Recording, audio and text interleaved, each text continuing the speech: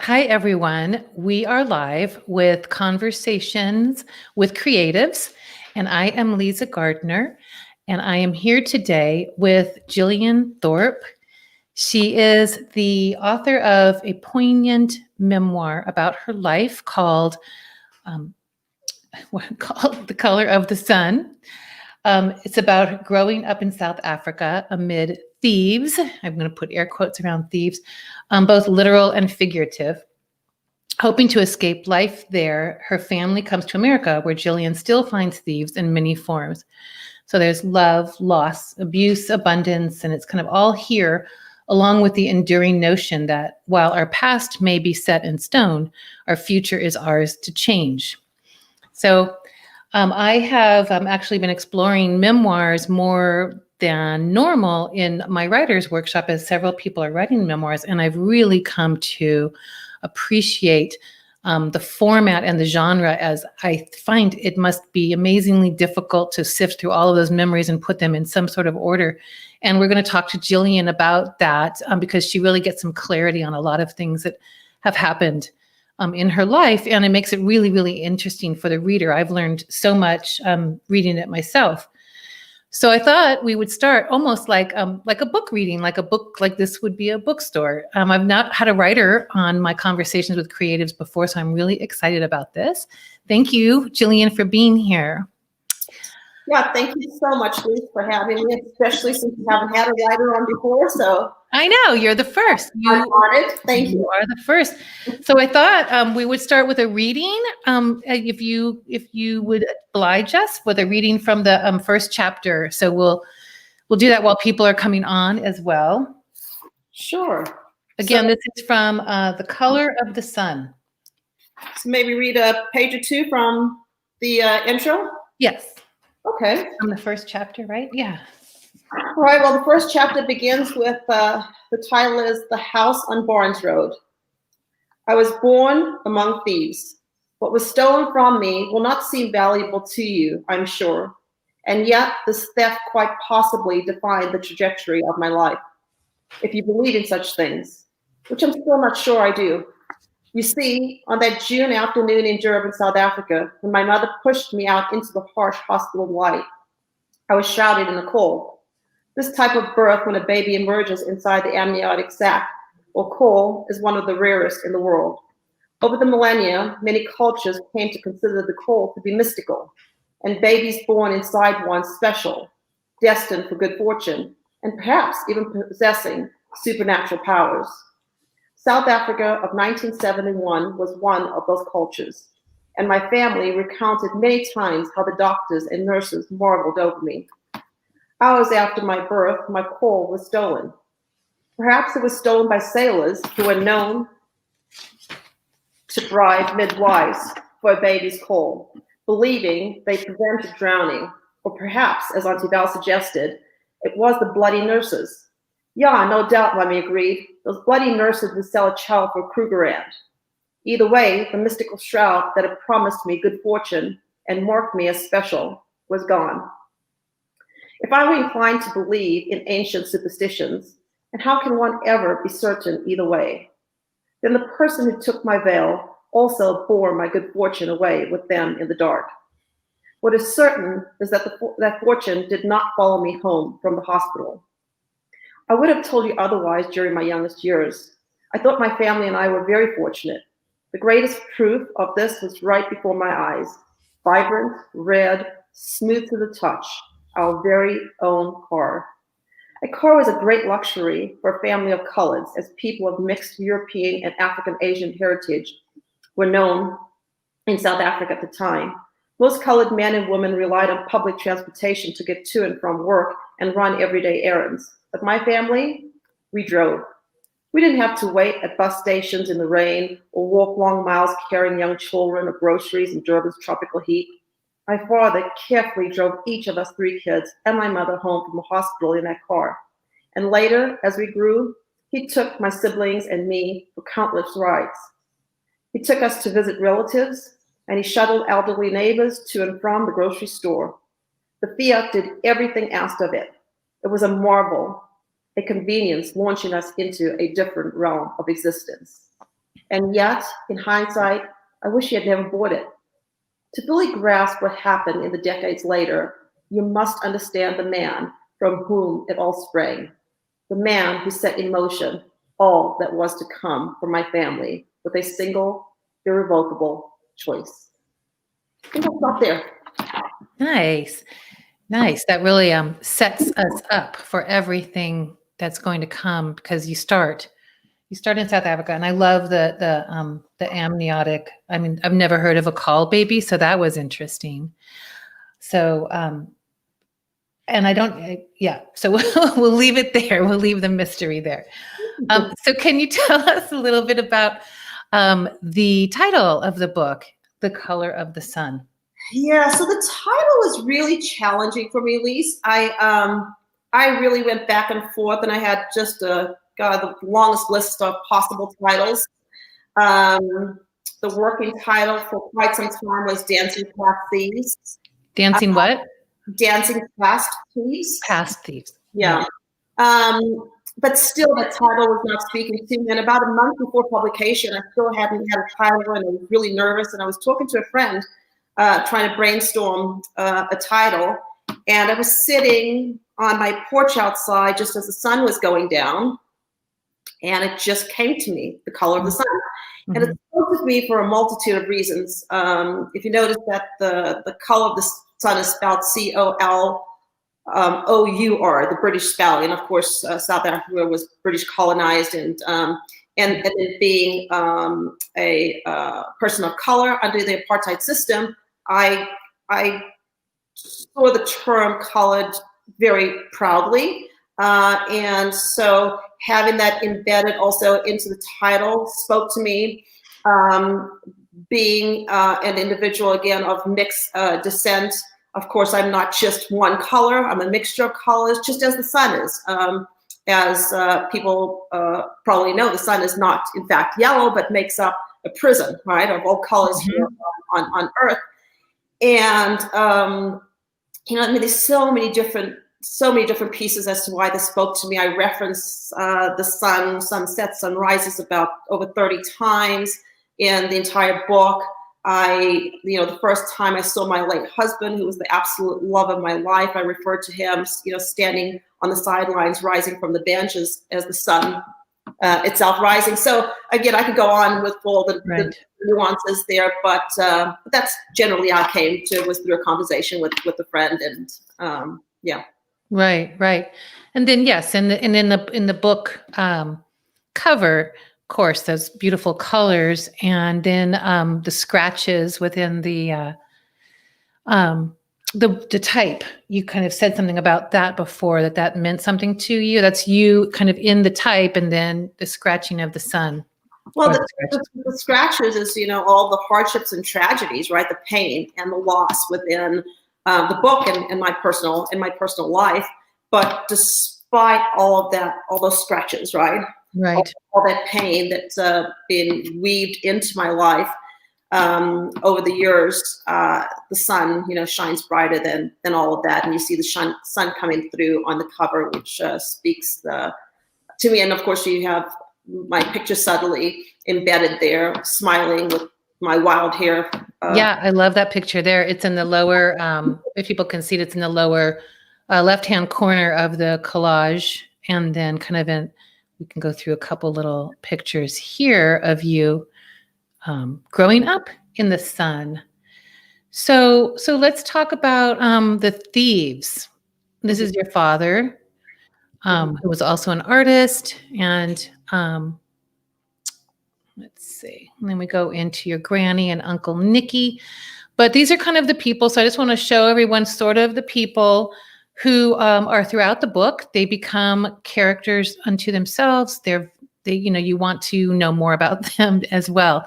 So again, in writing memoirs and writing books, the secondary characters are really important. In fact, a lot of authors will, map out their stories just as much as their own. So let's talk about some of these thieves that you were raised among. Mm-hmm. Or not among, but the thieves of your life. I don't know if they were the ones that you were raised among, but. Well, I start out the book saying, the book begins with me being born amongst thieves, with having my coal being stolen. Right. And that's, the only the beginning of the thefts that were to come. Theft being death, who stole my father from me. Theft in the abuse that occurred, the innocence of childhood that was stolen from me. My mother subsequently married an abusive individual after my biological father died. So it was that theft of childhood innocence, right.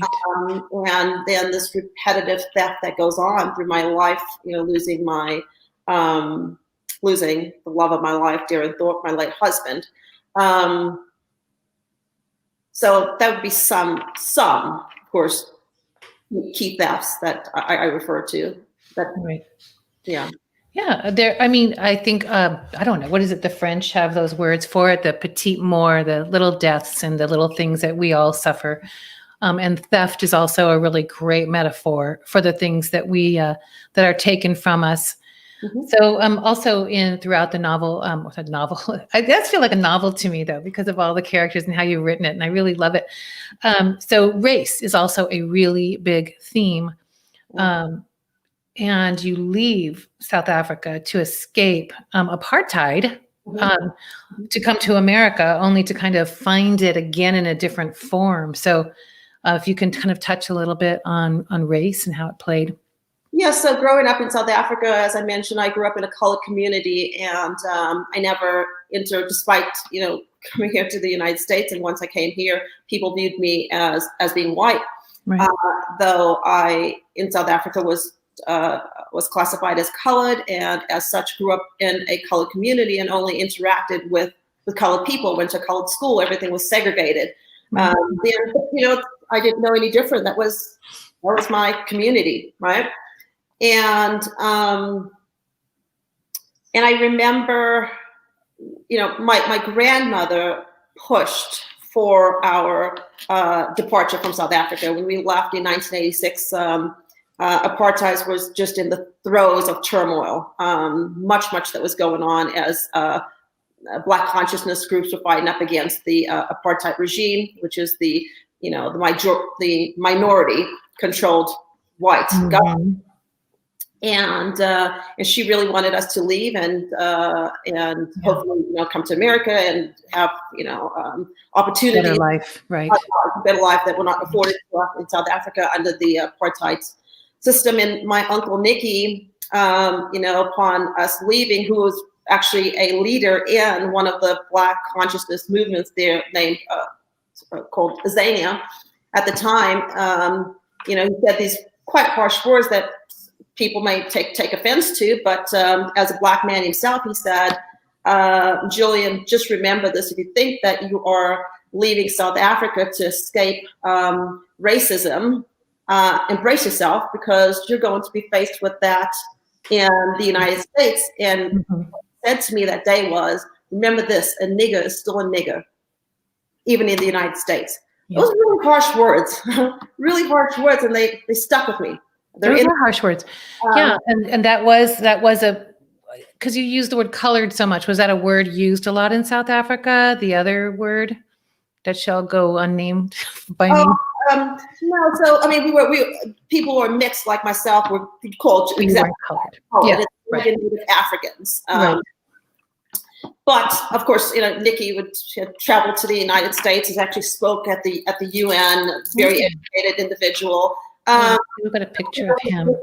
Yeah, when he wants to make a point, he's very direct in making that point, and he was correct. Right. Unfortunately, he was correct that racism was and still is very much alive. Yeah. And thrives in the United States. And this wasn't just in 1986. And I give examples of that, and me trying to find my footing and my way and a community in which I belonged here. But the fact that in 2020, we are still having discussions about race, it is at the forefront. And shockingly, who would have thought that we'd be having such a discussion right now? But sadly, I suppose I don't know if it's that we just don't learn as humans, or what I don't know, but I like that you you touch on it, and I love the again, like the stories that you tell about it are very universal, I think, unfortunately. But also, one of the things that you do in the book is you take a perspective from very far away, about 3 times during the book, and you actually literally, like you're a Google map, you're a Google satellite above the earth. And you do that like 3 times, and it really brings back into perspective for the people who are reading it, like where they really are in the book. So can you talk a little bit about how you came up with that feeling of kind of an omniscient narrator in those times? Yeah, that stemmed from my childhood. In the book, as I mentioned, I had a beloved mango tree, massive tree that grew in our side yard in our house in, I won't refer to it as a home because it wasn't a home, but a house in South Africa.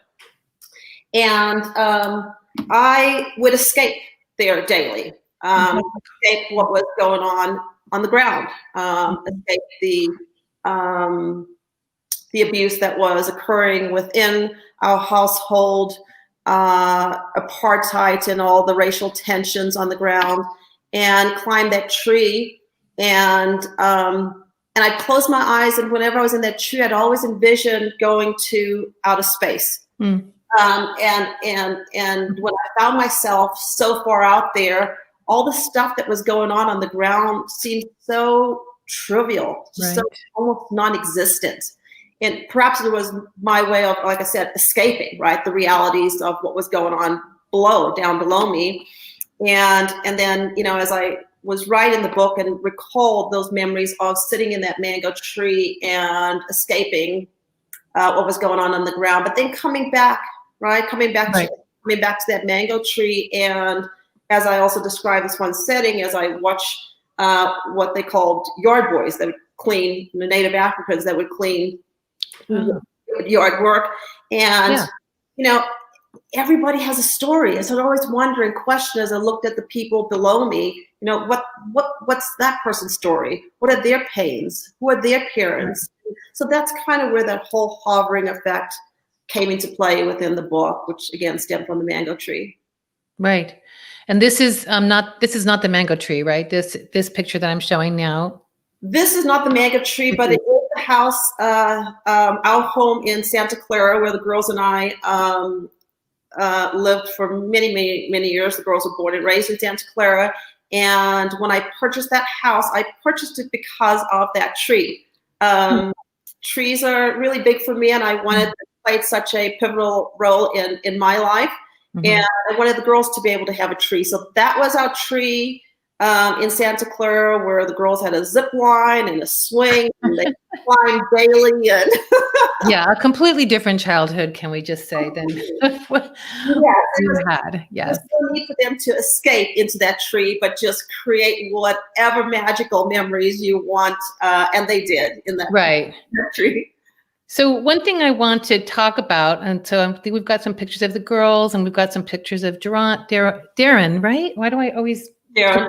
It's spelled Deron, so I'm not. Yeah. So I'm looking. Pardon me? I say part of his dad's name is in there, Ron. So that's why I spelled it Deron, but it's actually Darren. But it's okay. Oh, okay. Yeah, it's hard. It's hard when you see something spelled and then you pronounce it. And believe me, with my name, I tell people, please don't ever just think of it as spelled Lisa, and we'll just from there. But one thing I did want to ask about is how you sifted through all of these memories and which ones you would pick. Was that a big process? I think you mentioned that your editor did kind of edit you down a bit, but was it a big process? Was it emotional for you? And because there's so many people out there, I want to say kind of quickly during this pandemic, I do believe a lot of people are working on things such as, passion projects, memoirs, journal writing, things like that. I'd love to know a little bit more about your process.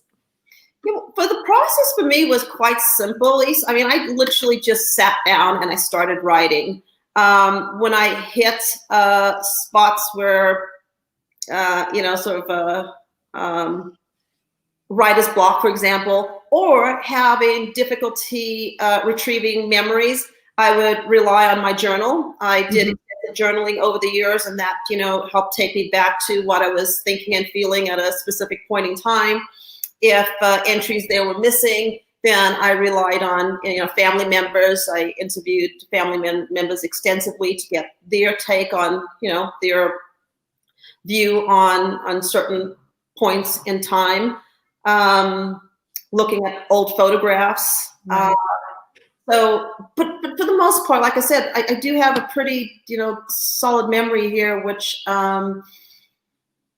was painful years ago when I wished I could just forget a lot of the stuff. And today that is absolutely not the case. I'm thankful that I do have that memory. And I say in the book that, these thieves have given more than they've actually taken. How so? With every pain has come a lesson, right? And as cliche as it sounds, it just is my reality. It has made me incredibly stronger. And it has made me into the mother that I am today, that my daughters are so, thankful to me in how I've raised them. But I don't think that I don't know that, I can't say how things would be different had I not, but there has been a tremendous amount of lessons that have come, and ultimately I'm in a position to help others as a result of walking through that. You can't quite be the teacher, right? Can't quite be a teacher or an advocate for anybody without having lived through something that you're talking about, right? Or advocating. So in that sense, it's been quite profound for me in being in a position to now, and for some others, yes. Well, yeah, and I do believe that by that very act of speaking out loud, of finding your voice and of using your voice, even if it is only for a small amount of people, like we're not, we don't have, maybe we all don't have the big platforms or whatever, even a small amount of people using your voice makes a huge difference. So I think it's it is important to do as people, as writers, as, people that want to connect with others and help others. So one thing that Art was asking here in the comments, he says, hey, now that you've written a memoir, and I think it's just something that maybe that holds people back from writing memoirs. Do you ever say like, gosh, now when people meet me, they're going to know so much about me, That's a great question. And yes, it's one that I contemplated right before writing the book. It's just, my God, I'm putting everything out there, right? Right. But, one thing, somebody asked me the other day in an interview, if there's one thing that you can leave your readers with, what is that message? Right. And I said to him to never, ever, ever let fear win. So yes, there was a little bit of fear there and apprehension about, gosh, putting myself out there. But then that's letting my fears win, right? Ultimately, this book was really important to me for two reasons. One, it was a dedication to my late husband, Darren Thorp. Yeah, who played such an instrumental part in my life and my past healing. And then two, being that voice, right, for people who are otherwise maybe at the time voiceless or afraid or need that sense of inspiration. Books have always been there for me in that realm. When I've gone through my darkest periods, it's always been books that have been a source of great comfort for me. And I've appreciated other people sharing their stories. And so this is also a way of paying it forward, that I share my story. And like you said, I don't have this big platform, but if it's, a handful of people that I could make a positive difference in, then my story was so worth writing. Yeah. Who is it? I think Ralph Waldo Emerson said, if really we only help one person in our entire lives, we have done what we were supposed to do here. I don't think sometimes we can get into a big discussion on that, but sometimes our lives are led to be here for someone else, to be helping to move whatever their thing is forward with our things. I don't know. I'm not going to get into the big philosophy of that. I am not Russell Brand. Although I said that's something that we could have hours of discussion on. Hours. Yes. But now here's a picture of Darren, and he is in kind of all of his glory when you kind of first met him, right? Let's see, here he is. And then here are your girls and you. I just want to show people that and I'm sure you do too, is that there's so much joy and that can come out of painful experiences, and that we have to focus on the joy, and these two really kind of embody it. And I love that you sent me these pictures to share because you believe in wild hair and unrestricted dancing. Yeah, I love these pictures. Common theme in our family with the girls growing up over the years. Just barefoot, dance as wild as you wish, and yes. No constraints on one's hair. As you can tell, Nikki's hair is flying all over the place. Where there's a big piece on hair, right, in my book. Right. Hair is a big thing in your book, and you know what? I completely relate. I loved all of those chapters about hair. Particularly for a woman of color, hair is a big subject. Oh yeah, for women of color, it's a huge one. Like we were talking about, a long time ago, about Chris Rock did that whole. Wasn't it just called Hair? The whole movie on hair for I think it was for men and women of color. I think I always do a chapter or two on hair, but you're right, do a whole movie on it. Right. Why not? The whole process is just amazing. I mean, I don't think a lot of people even understand like how big a process it is with hair.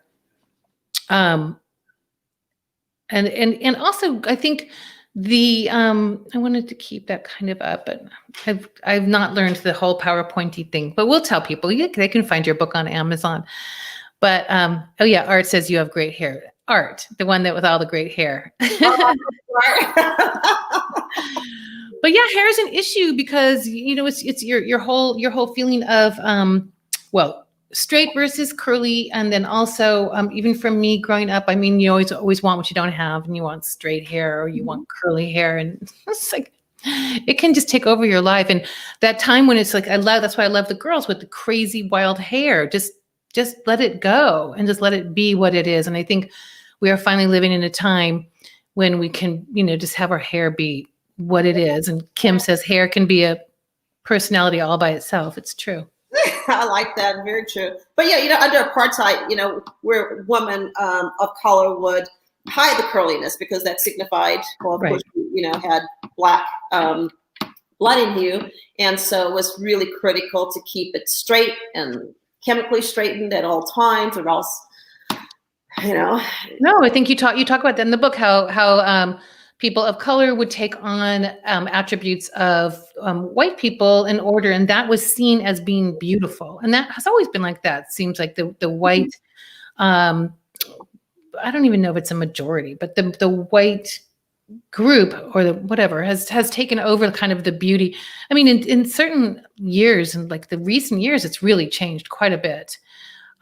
With like people like Oprah and different people just being natural, even back in the 60s, just going more natural.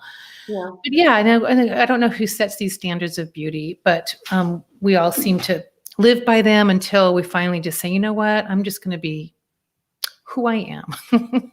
Yeah, it took me a long time to get to that point.